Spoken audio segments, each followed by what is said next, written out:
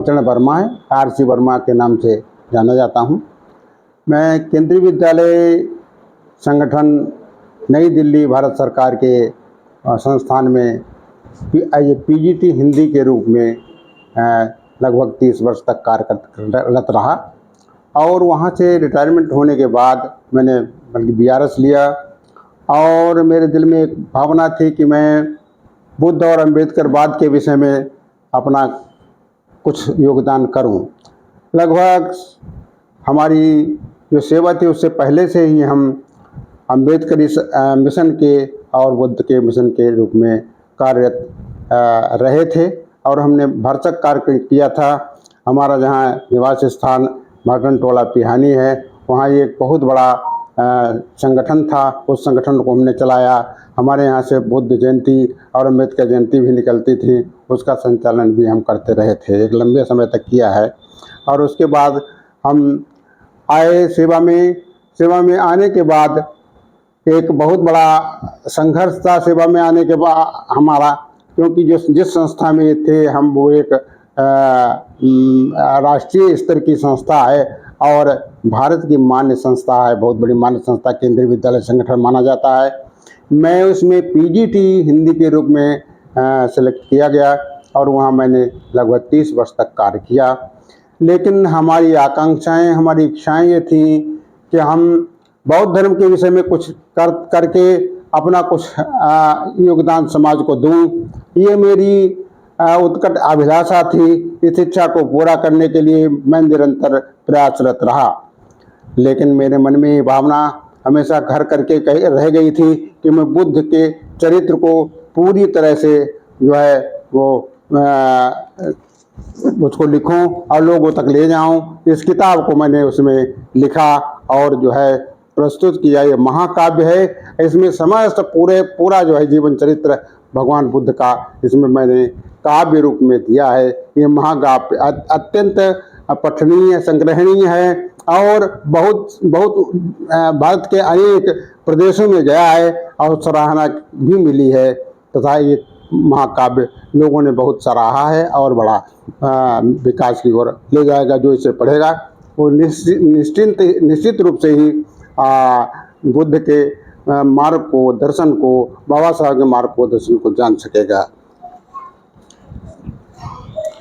मैं मूलतः कवि हूँ और मैंने कई कविताएं, कई काव्य ग्रंथ लिखे हैं जिनमें बाबा साहब का जीवन संघर्ष मैंने सन 74 में लिखा था और जिसको लिखने के बाद मैंने बहुत बड़ा संघर्ष भी किया और 2 वर्ष तक मैं उसमें लोगों ने मुझे गलत मुकदमे में, झूठे मुकदमे में फंसाया।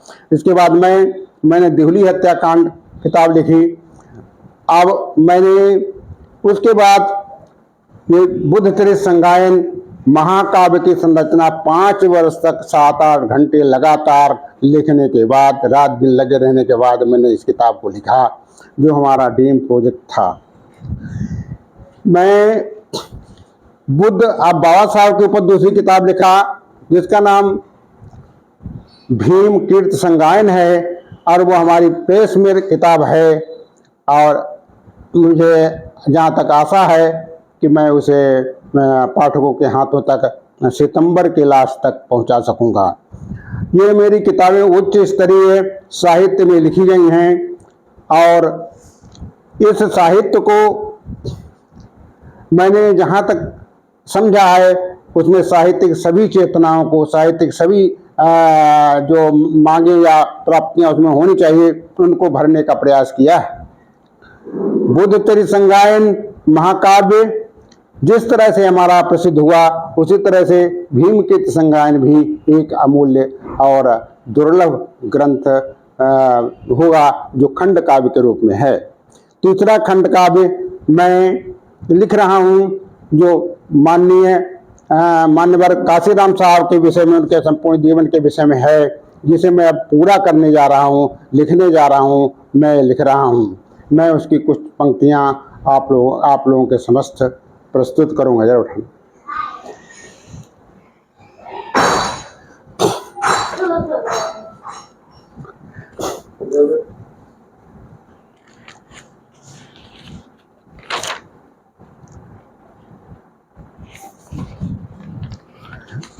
मैं अपने समाज और समस्त देशवासियों से निवेदन करता हूं कि वे बौद्ध धर्म के दर्शन को समझें, उसके तथ्य तक जाएं और हमें बौद्ध धर्म क्या दे रहा है, क्या दिया है, क्या भविष्य में देने वाला है। मैं समझता हूँ कि बुद्ध धर्म के सिवा और कोई रास्ता नहीं है। बाबा साहब ने हमें यही रास्ता बताया था। बाबा साहब ने हमें जो रास्ता बताया, हम उसे रास्ते पर चलें, चलते हुए आगे बढ़ें, यही हमारी कामना है। हम इस महानायक काशीराम शीर्षक से जो खंड काव्य लिख रहे हैं, उसके कुछ अंश मैं यहाँ पढ़ रहा हूँ, इस प्रकार से हैं।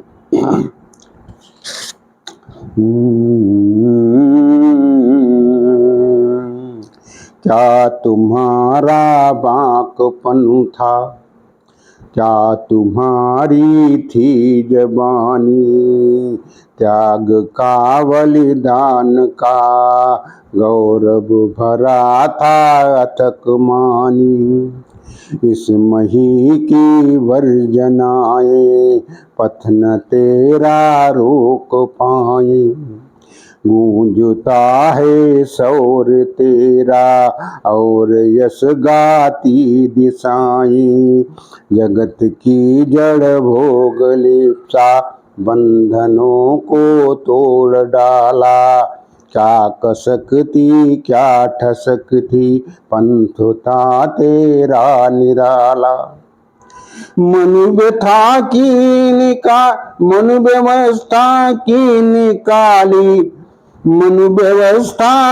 निकाली हेकड़ी सब जाल तोड़े, काल भी आया तुम्हारे सामने था हाथ जोड़े। बहुत भारी थी जलन मनुवाद की सीमा चरम थी, छल छल छल बल धर्म करतूतियां थी,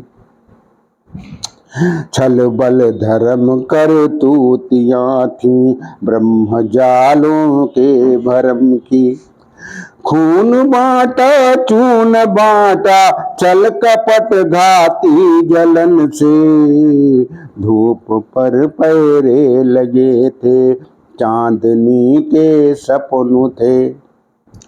शब्द दिल में घुट गए थे, बोल मन के लुट गए थे, आँख में आंसू भरे थे, सांस के क्षण घुट गए थे। थी घृणा अपमंचना थी, ऊंच नीच सुजात कुजातिपन था, जिंदगी में बहुजनों की घोर निर्धनता दमन था। घुटन थी अपमान वंचन लूट यसमत की घनी थी, और चारों ओर दहशत जान की आफत बनी थी। आग थी चोर अंधड़ जाति मद का विष बढ़ा था, झोपड़ी में भूख का साम्राज्य सदियों से अड़ा था। अंध थे पाखंड मंडन माफिया धन धर्म के, रात दिन थे लूटते कह पाप पापी कर्म के। आप जब आए वतन में पात्रों ने पंथ छोड़े, युग विषमता के पुरातन नाग के विष दंत तोड़े। देखता हूँ यातनाएं कौन देखता हूँ यातनाएं कौन है कौन किसके नाम आए।